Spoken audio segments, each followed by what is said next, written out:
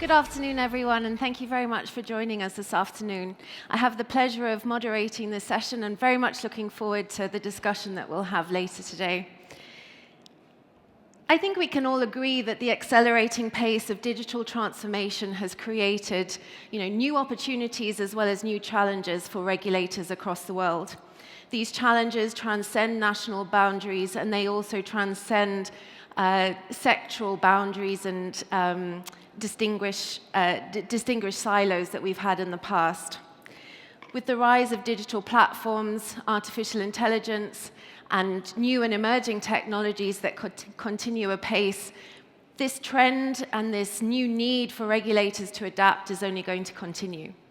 So taking us through this discussion today, we've got a very distinguished panel of experienced regulators and policymakers that really work at that nexus of digital transformation and regulation.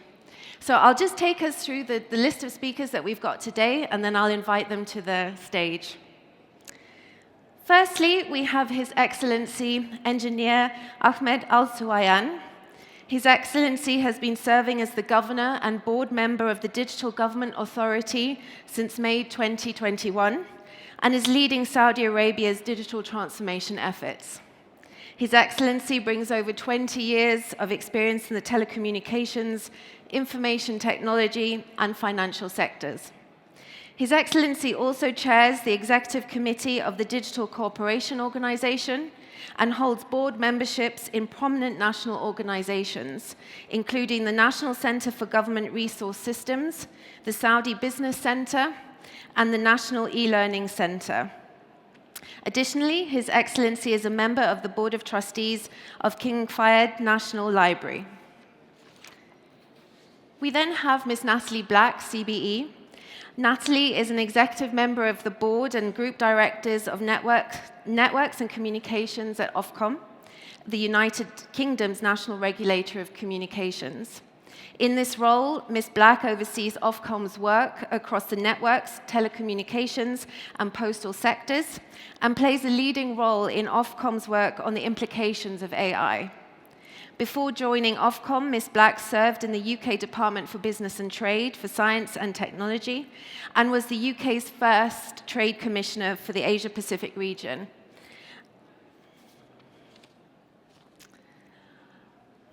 Mr. Tonko Abuljan is the President of the Council of Croatian Regulatory Authority for Network Industries. In 2024, he served as the chair of the Body of European Regulators for Electronic Communications, BEREC, and continued to serve in the role of vice chair in 2025. Tonko has previously worked at the Croatian Telecommunications Agency, the Croatian Post and Electronic Communications Agency, and Croatian Radio Television, a public broadcasting company, in addition to his work in the private sector. Mr. Carlos Baigori is the president of the Board of Commissioners at the National Telecommunications Agency of Brazil, having first joined the agency in 2009. In 2021, Mr. Baigori led Brazil's 5G radio frequency spectrum auction and oversaw the signing of the agreement with UNESCO on meaningful connectivity and AI. Previously, Mr. Baigori worked in the private sector as an analyst and consultant for mobile operators and has also lectured at a number of higher education institutions. This year, Mr. Baigori received the Industry Champion Award at the GSMA M360 LATAM Awards, highlighting his impact within the telecoms and tech sectors. And last but not least, Mr. Marko Mishmas is the director of the Agency for Communication Networks and Services of the Republic of Slovenia.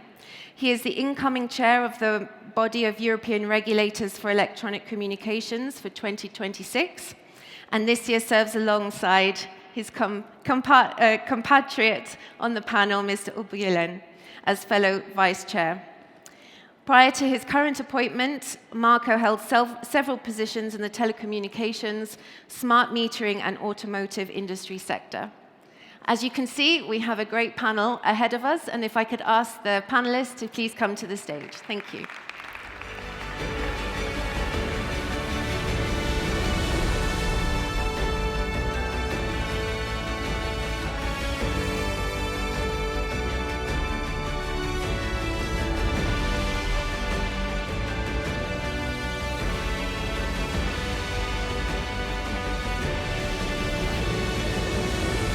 pleasure. Nice to meet you.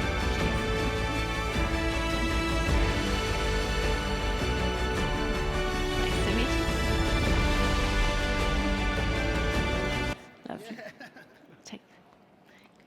How are you? Good, thanks. Great. Right, well, thank you very much, everyone. Everyone made it up the stairs without incidents, which is always my main concern. Right, we've got, a number of us on the panel today, and I just wanted to say that when you give your responses to some of the questions that I'm going to ask, if you'd like to, have a conversation with your fellow panelists, please feel free to do so. We can make it quite natural in that regard. But maybe I can first start with a question to His Excellency. Saudi Arabia has achieved remarkable leaps from the perspective of e-government, jumping 25 spaces to now be 6th in the world in terms of the UN e-government development index. Your Excellency, as the governor of the DGA, what specific institutional regulatory choices have you undertaken to achieve this success? Thank you very much. In the beginning, maybe, does this sound clear? Yes. First of all, let me much appreciate and value this great hosting and arrangement of the ITU GSR by our colleagues in the ITU and also CST. It's really amazing setup that we are much appreciating, and seeing all the experts from different sectors and different fields and different countries coming here participating in this great discussion is something that we will be all indeed learning from.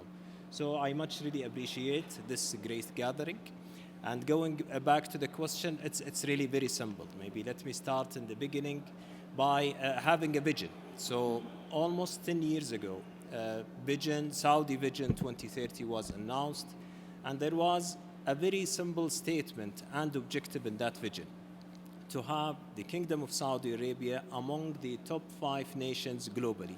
So that's the North Star, and it's the most important element of having success, is to have a commitment, to have leadership following into achieving the goal, and it is part of Vision 2030. If you look into the document of Vision 2030, you will not see any technical details. It's only a North Star. It's the vision, and that's the most important thing. Second is basically the change management. If you look into any digital transformation or any digital government globally, it is basically one of 3 elements: regulation, and today we are in the GSR, digital services, and for sure the change management. And change management is the most difficult part. Most digital transformation and digital government projects are failing not because of regulation, not because of the digital services, but because of the change management. Few years later, after announcing Vision 2030, Digital Government Authority was established, and it helped us actually to leap from almost 71 or 72 in the OSI index from the UN. Last year we have scored the 4th rank compared with more than 192 countries. Last but not least, making sure that we are following a customer or a citizen-centric approach. So the objective is not really to have a digital service or deploying technology. The purpose is really to increase the productivity, creating efficiency through reducing cost and giving an experience. And maybe sharing a few examples of how digital government helped actually significantly here in Saudi. One of them is the virtual court, where here in Saudi we have more than 95% of all of the hearings are online. And this is not an objective by itself. The result or the outcome that we have got, that we managed to reduce the average number of days from opening a case to issuing a resolution in the court from 270 days only to 30 days. Having also an up and running virtual hospital, in which we have today more than 40% of the medical consultations are offered online. So the patient can simply connect to the virtual platform, can approach the doctor has the medical file for every citizen, and they can issue the prescription and the patient can go to the neighborhood pharmacy to get the drug easily. So that's the value that we are looking for. It's productivity, efficiency, and offering the best customer experience. Great, and it's obviously paid off in dividends given not just the domestic success that you've seen and the national benefit that your citizens have benefited from, but also, nationally, recognized in terms of your position globally. So hats off to you and your organization. That's a great achievement. Maybe, Natalie, I can come to you.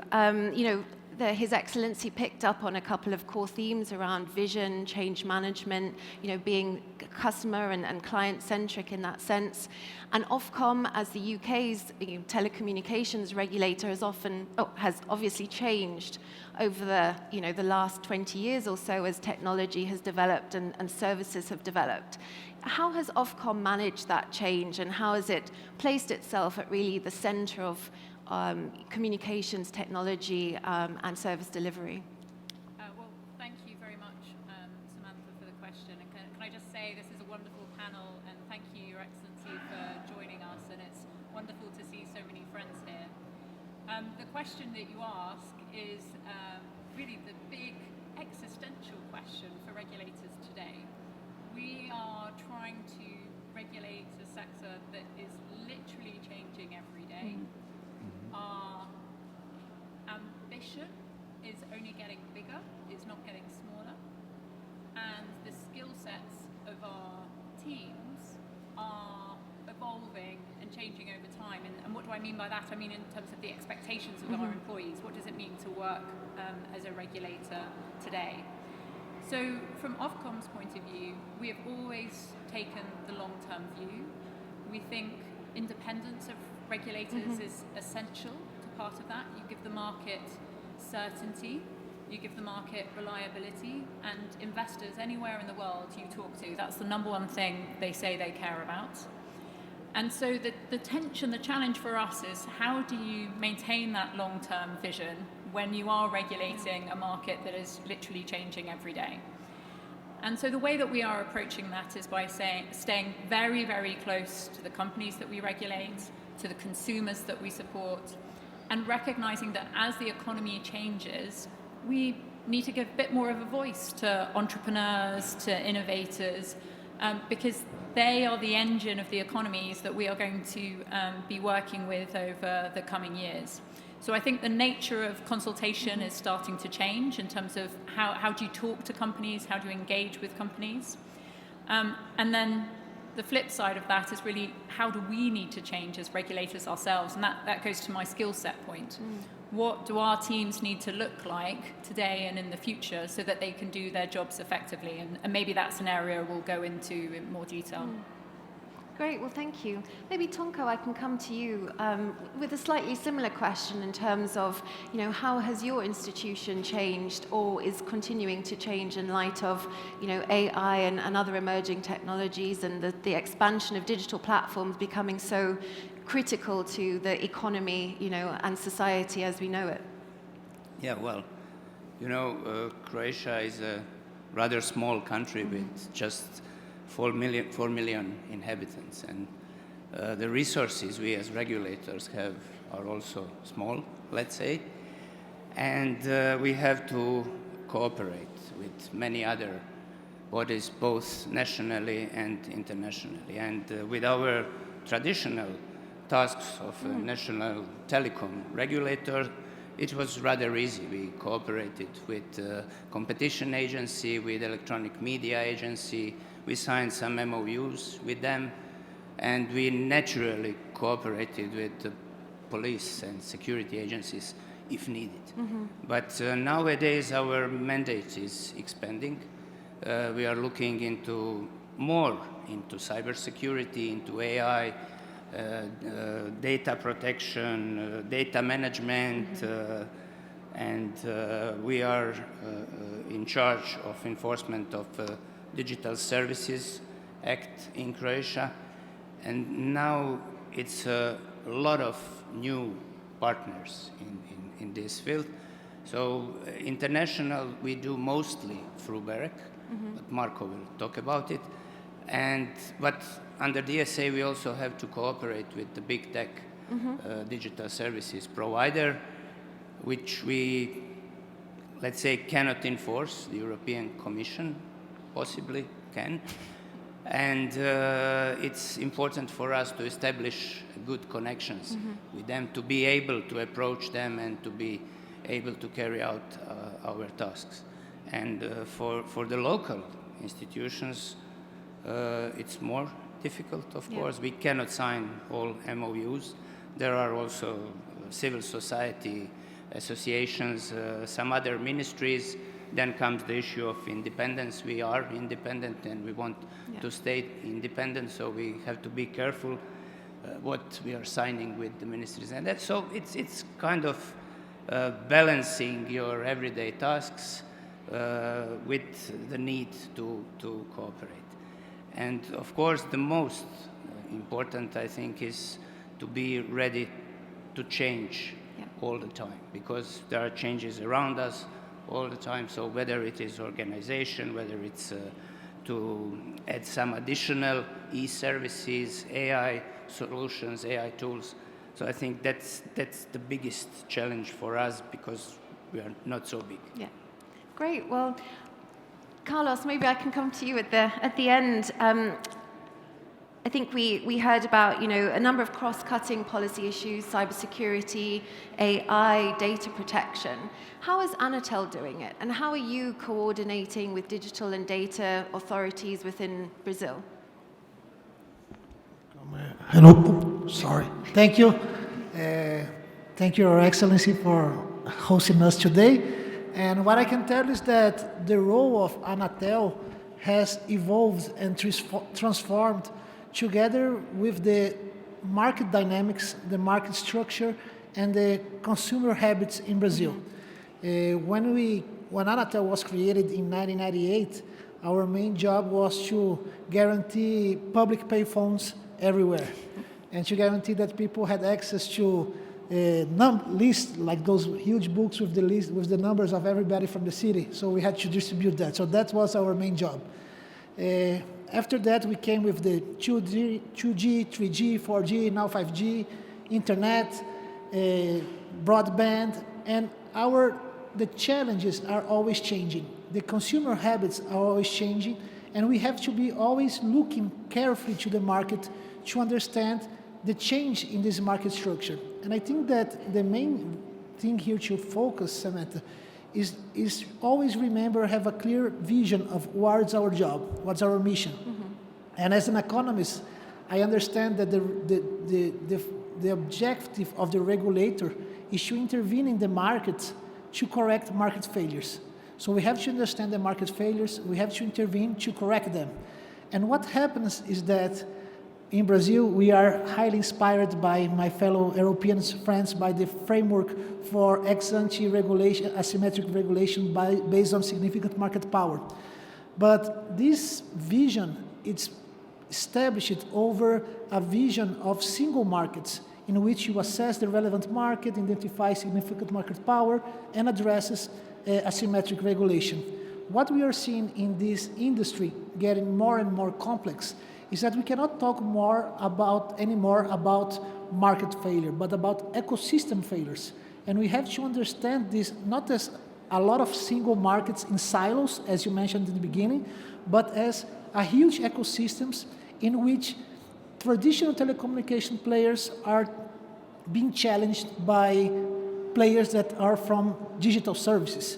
When you talk about, for example, pay TV service, it's really clear 10 years ago, it was maybe we had some doubts that streaming services were competing with pay TV service. For us now, that's completely clear. And we have to understand how regulation is able to find a level playing field among these players.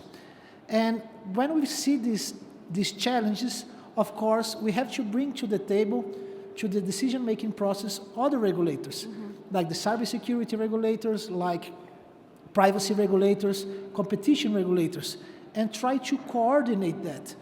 Of course that there are different views about how to deal with that as the market that gets more and more complex.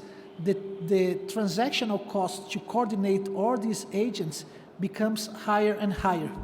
And one thing that we have been discussing, and I have advocating, is to guarantee more efficiency and efficiency and objectiveness, is to start to merge some of these regulators. For example, I don't know if it makes any sense anymore to have a privacy regulator different than a telecoms regulator and a digital service regulator. Maybe it would be easier if we had, instead of several players giving each one their own opinion, you have a more integrated regulator, a regulator that did not see a bunch of trees but could understand the whole forest. Great. Well, thank you. Maybe Marco, coming to you, we've heard about the need for coordination and collaboration at a national level, amongst regulators of different sectors or different policy issues. Maybe we can think a little bit more regionally now, looking at the BEREC model and maybe looking at some of the lessons learned from that, pan-European cooperation that's been established under BEREC. What can you share with us today on that? Thank you, Samantha, for the question. And first of all, I would like to thank Your Excellency for hosting us in this wonderful environment. I think regulatory coordination has brought many positive changes to the telecom market, giving everyone, all the stakeholders, more predictability in regulation, which clearly helps for network rollouts on one hand and technological progress on the other. It was a bit hard at the beginning because we came from different backgrounds and markets in different countries were not equally developed. But now we can say that the gaps between us, between the countries, are much smaller and the service quality across the EU has generally improved a lot. There are many benefits for all coming from this, for businesses, and the most important, for the consumers. EU roaming and the net neutrality regulation, where BEREC played a very important role in the implementation phase, are two very good examples for inspiration in other parts of the globe. Great. Well, thank you very much for your initial inputs. This is a fascinating discussion, and it's really interesting to see both the commonalities in terms of what you've said, but also some of the different approaches that you've alluded to as well. And Carlos, I think we'll try and come back to your question or your position on merging regulatory authorities. I think that could be interesting to explore. But maybe if I can pick up on the point around government-to-government cooperation, Your Excellency, from the perspective of Saudi Arabia and from your role, how can governments leverage successful cross-border integration and interoperability models from other industries, to address current challenges in government-to-government cooperation? Thank you very much for this question. I think it's really critical. And since we are in the ITU GSR, I think we should learn from telco sector. And thanks goes to ITU, GSMA, and other players. If you look into today the experience that any customer is getting using a SIM card, if we have a citizen here from Saudi, he's having a SIM card from STC, for example, and he's traveling to UK, he doesn't need to go to the Vodafone store at London to activate his SIM cards. So there is a robust integration between the networks and also between the different billing systems using roaming protocols. That is very efficient, and this is a great scenario that the private sector have made using B2B shared platforms. If I take another example in banking, for example, if you have a debit or a credit card today from SMB Bank here in Saudi or a Rajhi Bank, and you are traveling to the US, you don't need to go to Bank of America or Citibank to activate your debit or credit card. You can simply go to any store and make a payment, and also you can withdraw cash without any activation.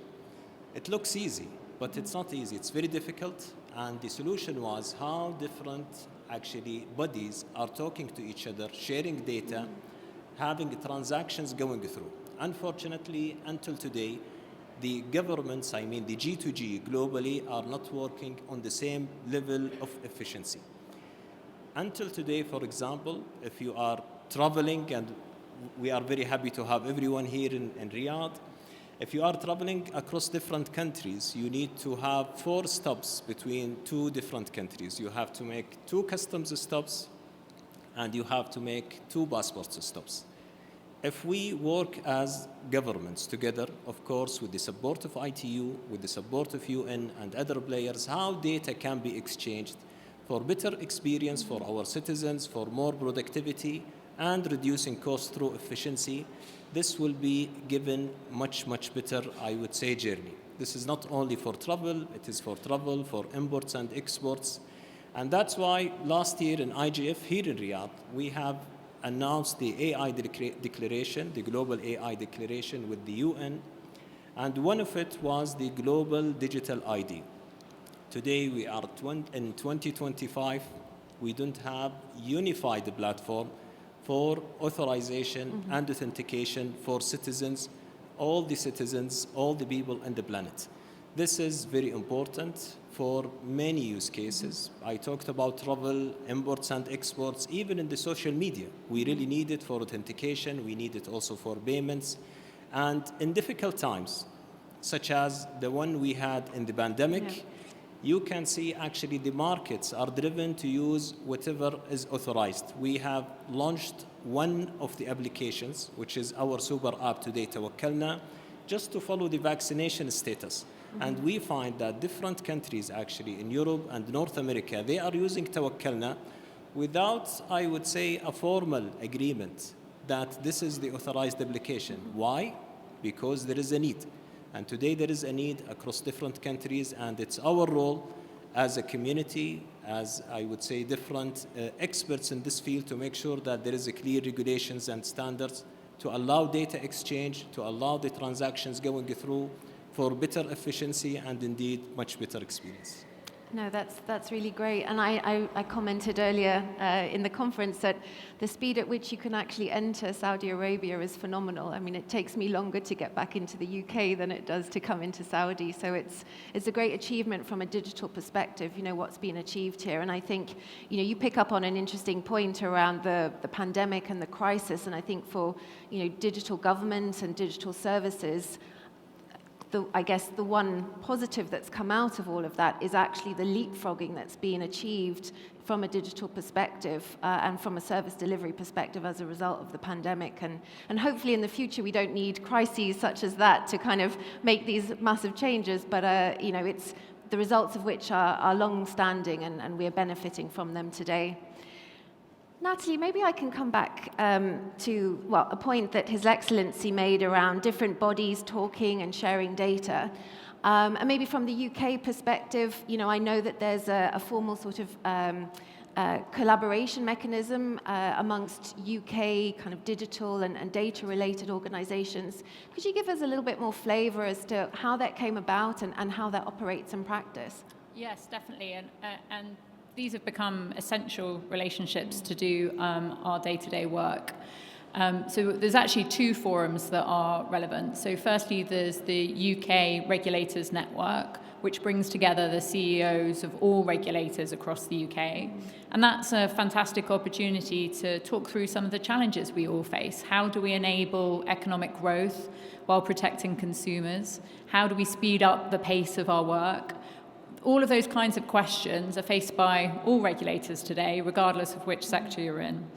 But I do think regulation in the digital space is slightly different because of the pace of change, because of the expectation of the public, and because, to be honest, slightly the unknown, right? So all of us are finding our way with some of these new technologies. So a couple of years ago, we set up the Digital Regulators Cooperation Forum, which brings together the 4 main regulators who are involved in digital regulation. And it's an opportunity to talk through the big issues and move quite quickly to work out what are the key questions that we need to be looking at.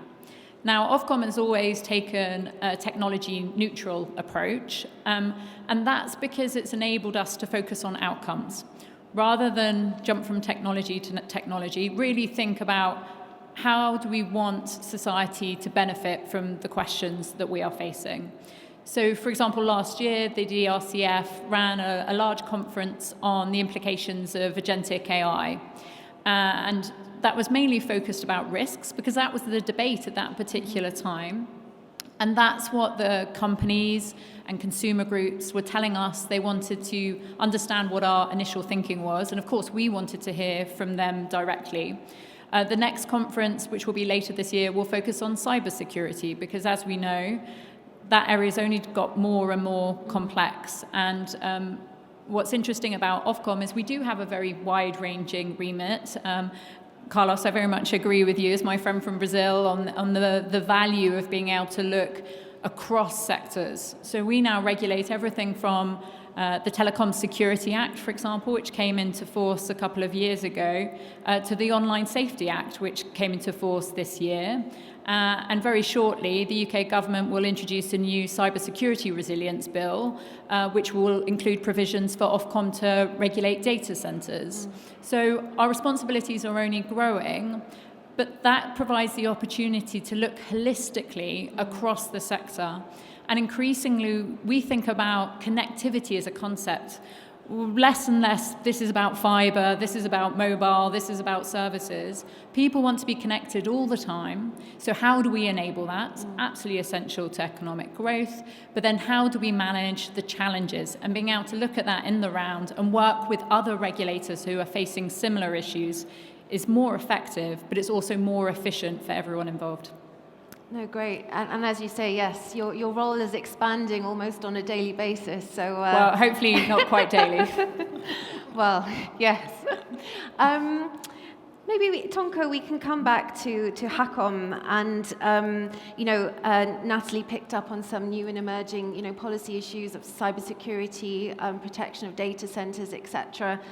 From your experience, what are the most pressing regulatory issues that you believe require sort of enhanced cross-sectoral or even international collaboration? Well, yes. Well, for us, we also get new competencies and then new things to do, not really every day, but let's say every 3 weeks. So it's not much better. And of course, we cannot do it alone. So our first reaction is always to look around us, in particular within BEREC, and check whether there's some regulator already performing those activities. And then we ring the phone or send an email, try to set up a meeting to hear about their experiences. And usually these new competencies need more formal cooperation with other bodies within Croatia as well.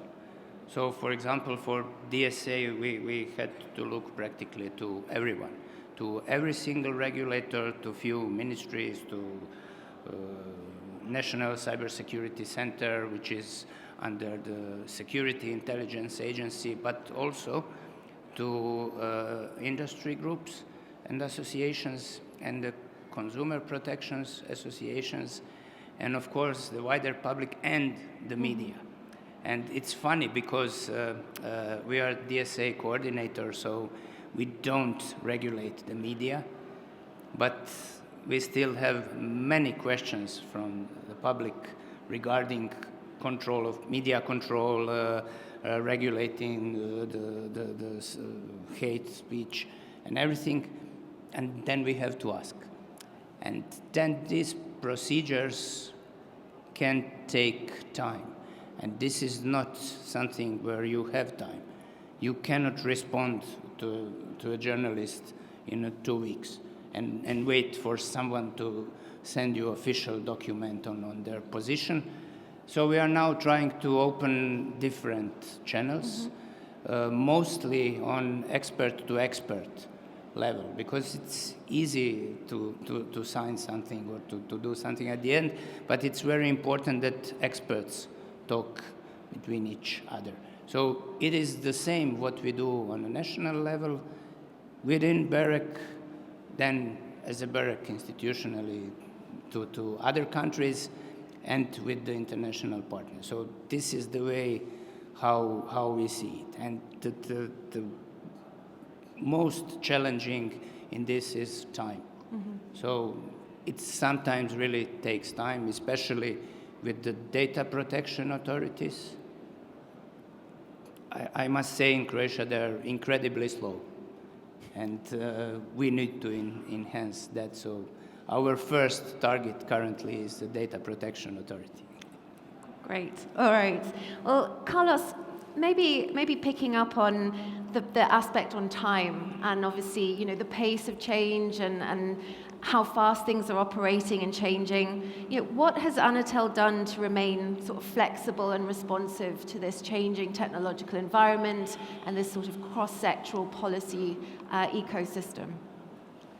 Well, I think the key factor here is what Natalie put out, is about being technological neutral.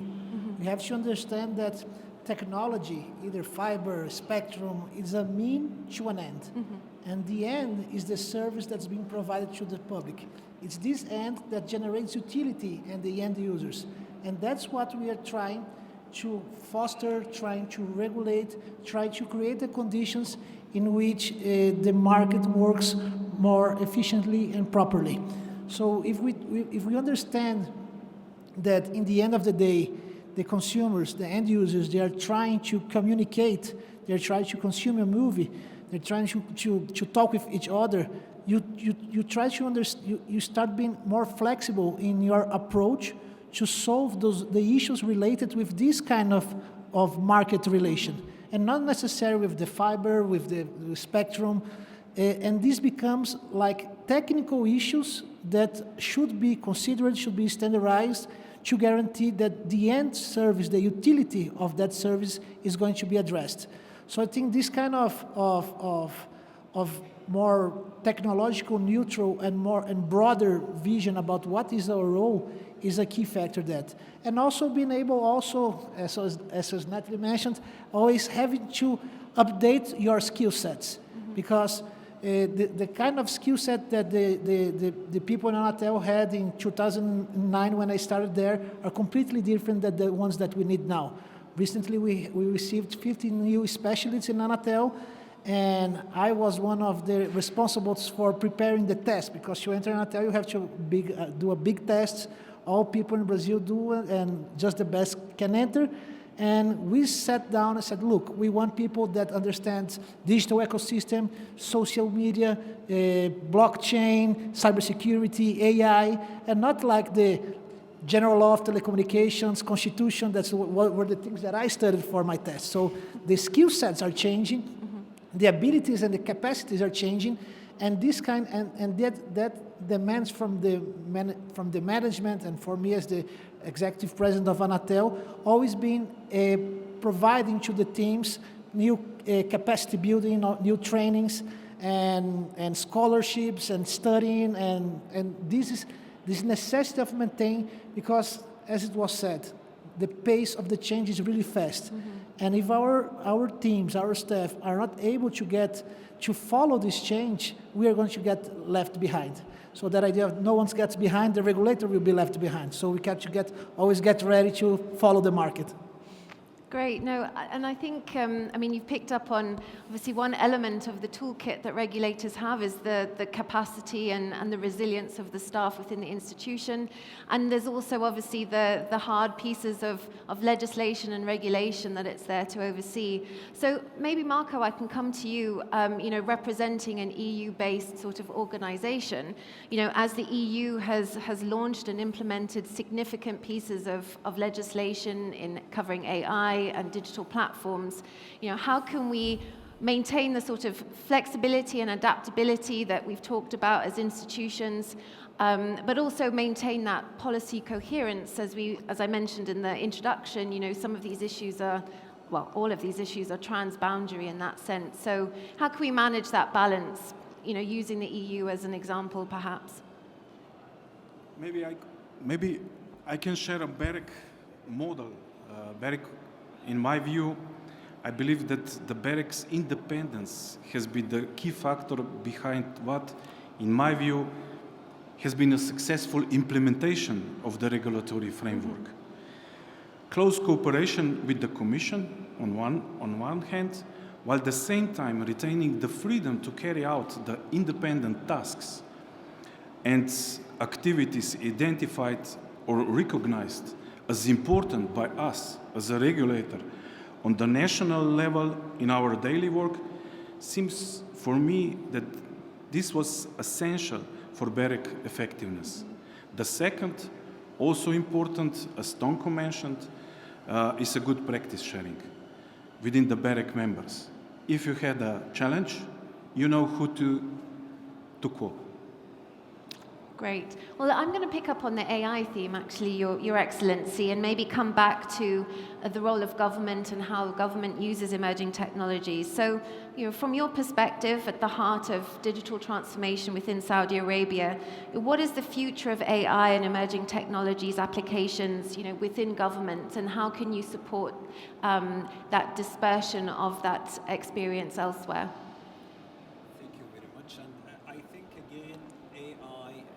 Agentic AI is a great tool. It's a great technology that is helping us to, again, look into the objectives, which is increasing productivity, making efficiency through reducing cost, and of course, offering much better experience. And the big question, can AI and agentic AI replace jobs? Three main learnings that we have got from our analysis and study. First, we need to look into the job taxonomy from the bottom, not from the top. So whatever job we have, it has to be broken down into different levels, starting from the job profile itself, to the workflows, to the task and activities. So the main learning we have that we should start always from the task, not from the workflow or from the job itself, so that it will be much easier. So look into the task, don't look into the workflows or the job profile itself. Second, the priority should go to the back office, the repetitive jobs that can be easily actually replaced or augmented by AI. For example, once we talk about secretariat, translation, administration, facility management, accounting, those jobs that needs repetitive, I would say, tasks that can be easily automated or using AI and generative AI to be replaced. Not starting with core jobs like teachers, judges, doctors, or even nursing. So this will be giving for sure a sort of a balance to make sure that there is a value indeed. Last but not least, this is a long-term, I would say, program or initiative using AI and agentic AI within governments to give, I would say, more space to execute, more space to learn, more space also to correct whenever there is a correction needed. So it's something that is long-term, starting from the tasks, starting from the less critical jobs that are repetitive, and learning every year from the gains and the returns that any government is taking in order to increase the productivity and the efficiency. Great. I think the running theme throughout everybody's intervention so far has been really that communication and close collaboration and sharing of information and data. So I think we're all on the same page there. As we come sort of to the end of the session, we've got a couple of, 10 minutes left. I wanted to talk a little bit more about sort of regional and international cooperation. So maybe, Natalie, coming back to you, Ofcom is one of the leading communications regulators in the world and often sort of sets the standard for, other, smaller or more mid-sized regulators to sort of look to. How has your approach to international cooperation and engagement developed over time, particularly given the sort of new technological advancements that we're seeing with AI or with other sort of technologies? Well, firstly, thank you. I think you're being very kind. I hope that that's what people think of us, but we certainly don't take that for granted. I'm checking the panel. I'm getting some nods, so that's okay. We don't take any of our experience to date for granted. I think it's incredibly important for regulators to have a sense of continually learning about the marketplace any sense of complacency is actually quite dangerous for us as a sector. And certainly, on occasion, I think some of the companies we regulate would suggest that that might be the case. And so you almost have to over-demonstrate how much of interest you are taking in the development of the marketplace. So how do you do that? How do you keep an eye on how the world is developing? And to be honest, you come to meetings like this, to events like this, so you can meet friends from around the world. And I think what I found over the last 24 hours is, although our contexts are very different for a whole range of reasons, often the problems we face are extremely similar. So there's a lot to learn from how people are approaching different challenges. Indeed, our friends from BEREC, we're looking forward to welcoming to London in a couple of weeks. And those kinds of exchange discussions, that wasn't set up, by the way, they genuinely are coming. But those kinds of exchange discussions are absolutely essential because we need to learn from each other. And we need to learn from different parts of the world. So it's very important that we talk to our European friends, absolutely. But it's important we talk to friends around the world, particularly, I think, in the age of AI, because the deployment of AI actually is going to vary quite a lot depending on individual contexts.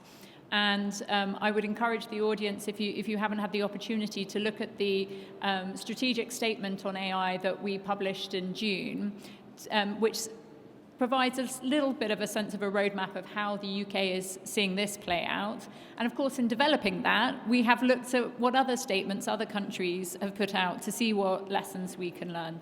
So I think that continual learning mindset is very important for leadership within regulators, but of course I hope as well it's something that we encourage in all of our teams. And you know, back to Carlos's point about the sort of the generations coming behind us, the fact is if you're going to build a career in this space, your skills are going to have to adapt a lot more quickly than they have over the last 10 years. And that's probably as His Excellency pointed out, that's true of all sectors. Yeah. That's not just regulation.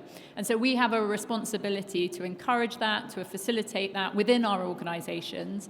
And one of the benefits of being here and meeting our colleagues at CST is to see how other parts of the world are developing the regulators of the future and what can we do to replicate that.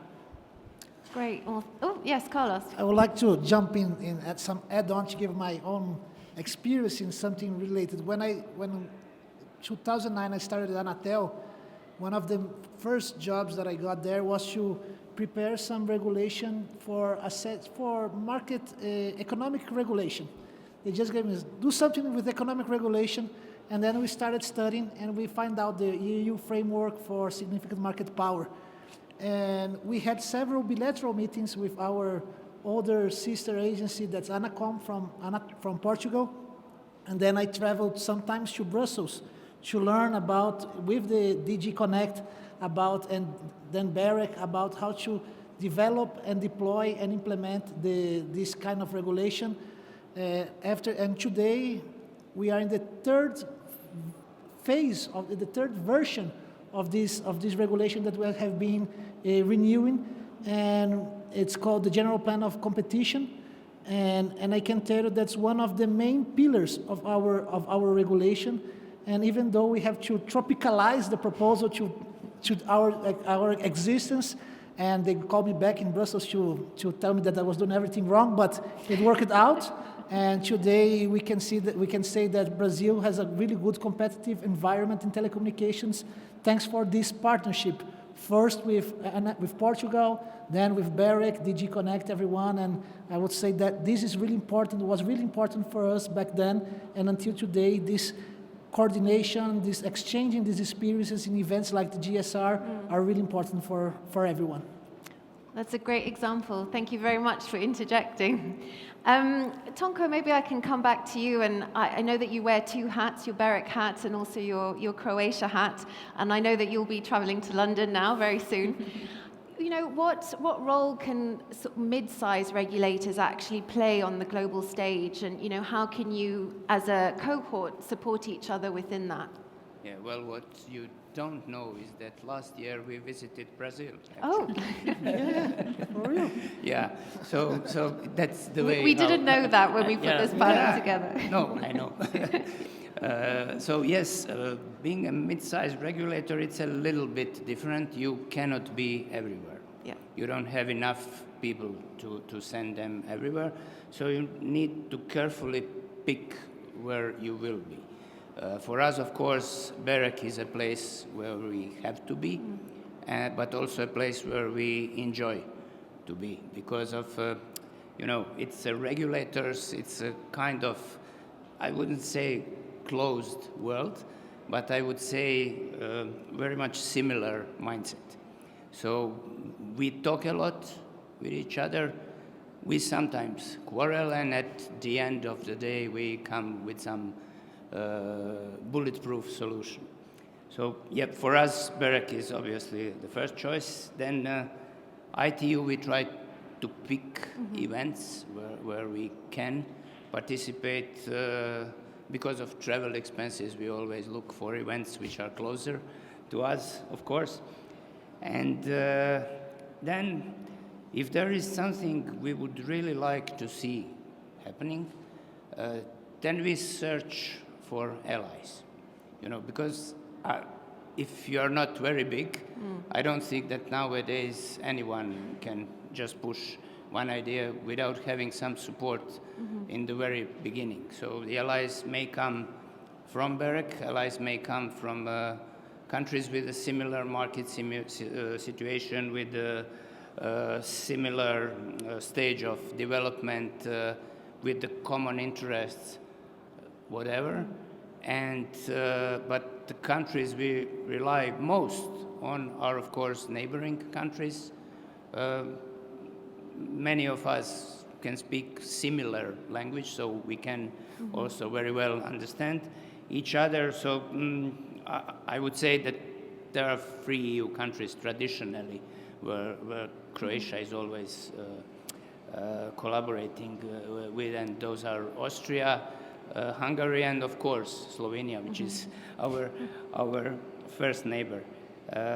But I think you have to keep telling yourself every day, just what Natalie mentioned, not we are good, we are bad, we are excellent.